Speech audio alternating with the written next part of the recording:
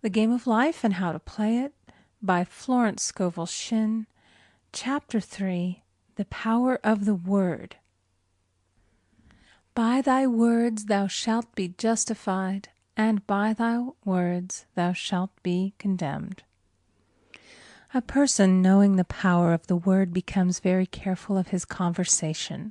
He has only to watch the reaction of his words to know that they do not return void. Through his spoken word, man is continually making laws for himself. I knew a man who said, "I always miss a car.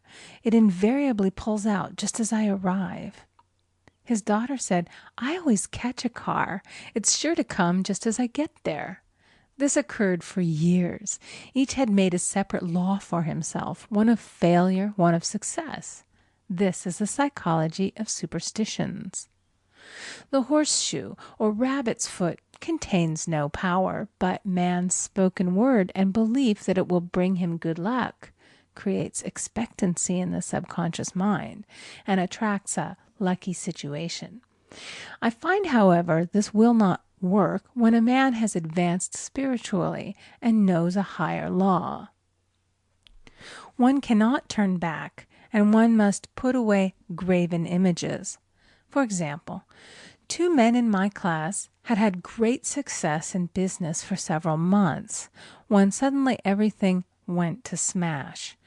We tried to analyze the situation, and I found, instead of making their affirmations and looking to God for success and prosperity, they had each bought a lucky monkey.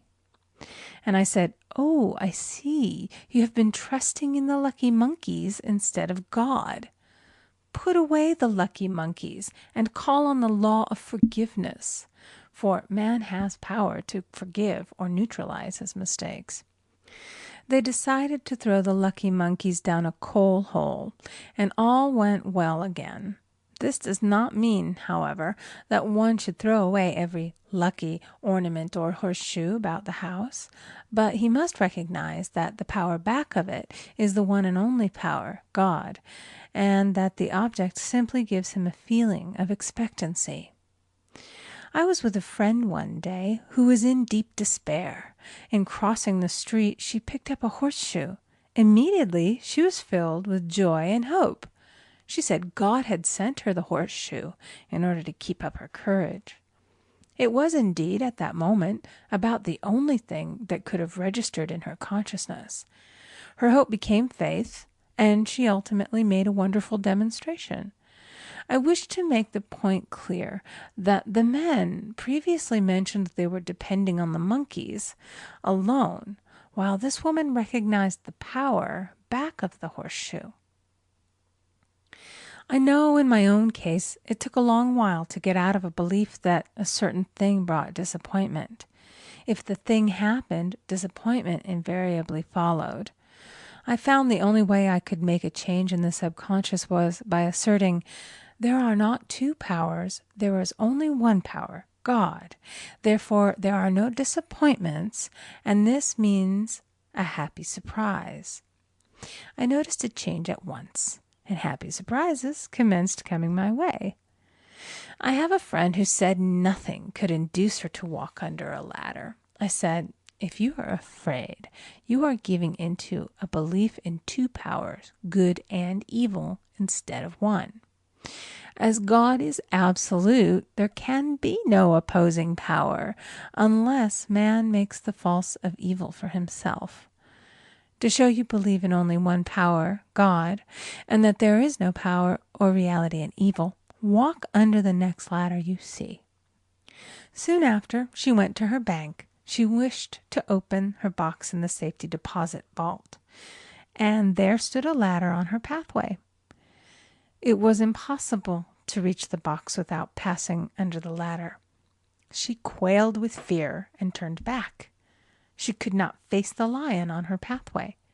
However, when she reached the street, my words rang in her ears, and she decided to turn and walk under it. It was a big moment in her life, for ladders had held her in bondage for years. She retraced her steps to the vault, and the ladder was no longer there. This so often happens. If one is willing to do a thing that he is afraid to do, he does not have to. It is the law of non-resistance, which is so little understood. Someone has said that courage contains genius and magic.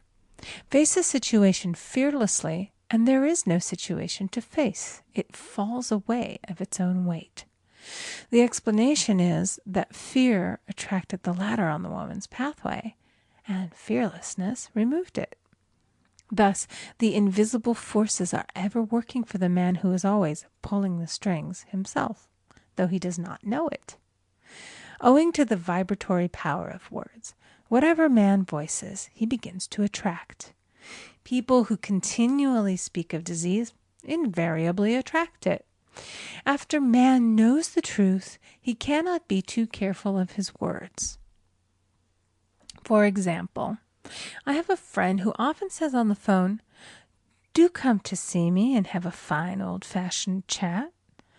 This old-fashioned chat means an hour of about 500 to 1,000 destructive words, the principal topics being loss, lack, failure, and sickness. I reply, "No, thank you. I've had enough old-fashioned chats in my life.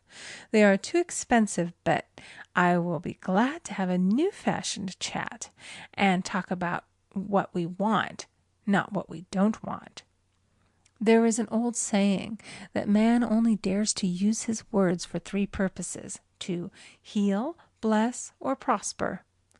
What man says of others will be said of him, and what he wishes for another he is wishing for himself.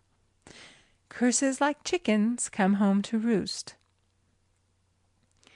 If a man wishes someone bad luck, he is sure to attract bad luck himself. If he wishes to aid someone to success, he is wishing and aiding himself to success. The body may be renewed and transformed through the spoken word and clear vision, and disease be completely wiped out of the consciousness. The metaphysician knows that all disease has a mental correspondence, and in order to heal the body, one must first heal the soul. The soul is the subconscious mind, and it must be saved from wrong thinking. In the 23rd Psalm we read, "He restoreth my soul." This means that the subconscious mind or soul must be restored with the right ideas, and the mystical marriage is the marriage of the soul and the spirit, or the subconscious and superconscious mind. They must be one. When the subconscious is flooded with the perfect ideas of the superconscious, God and man are one. I and the Father are one. That is, he is one with the realm of perfect ideas. He is the man made in God's likeness and image, imagination, and is given power and dominion over all created things, his mind, body, and affairs. It is safe to say that all sickness and unhappiness come from the violation of the law of love. A new commandment I give unto you, love one another. And in the game of life, love or goodwill takes every trick. For example, a woman I know had for years an appearance of a terrible skin disease. The doctors told her it was incurable and she was in despair.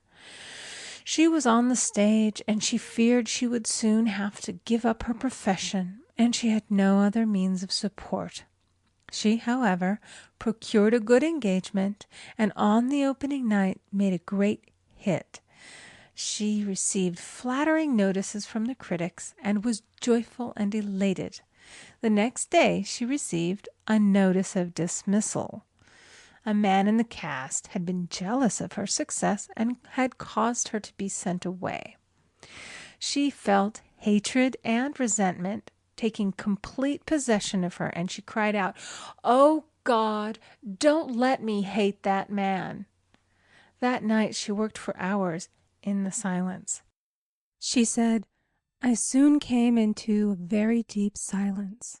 I seemed to be at peace with myself, with the man, and with the whole world. I continued this for 2 following nights, and on the 3rd day I found I was healed completely of the skin disease. In asking for love or goodwill, she had fulfilled the law. For love is the fulfilling of the law. And the disease, which came from the subconscious resentment, was wiped out. Continual criticism produces rheumatism, as critical, inharmonious thoughts cause unnatural deposits in the blood which settle in the joints. False growths are caused by jealousy, hatred, unforgiveness, fear, etc. Every disease is caused by a mind not at ease.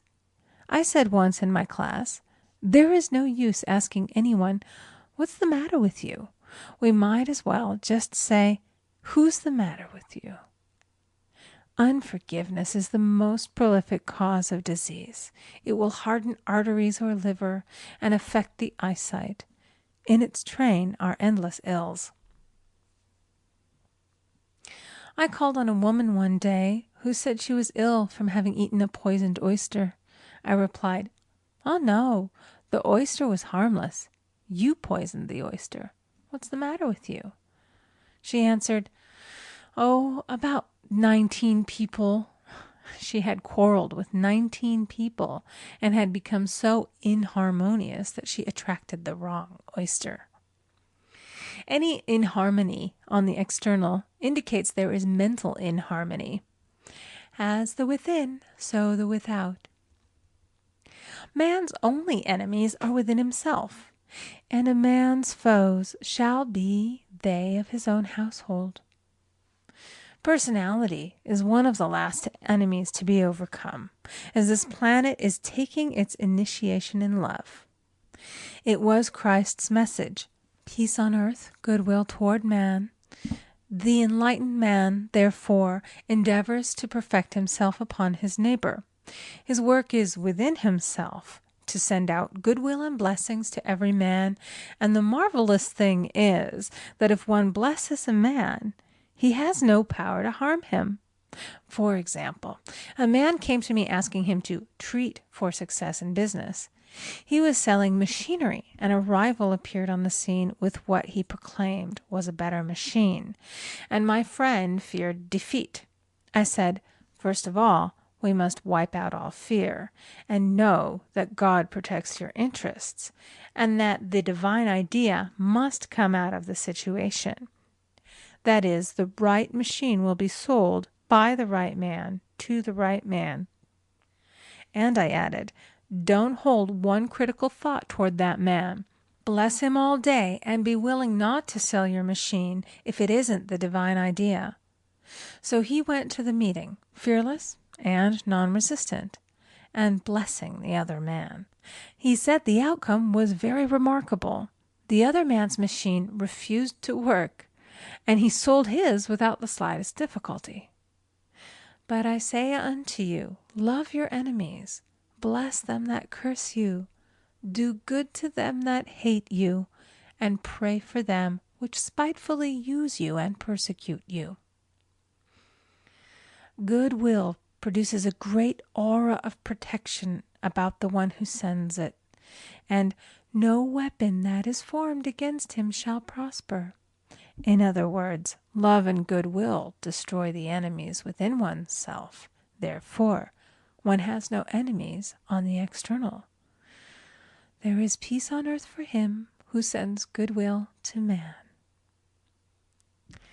End of chapter 3.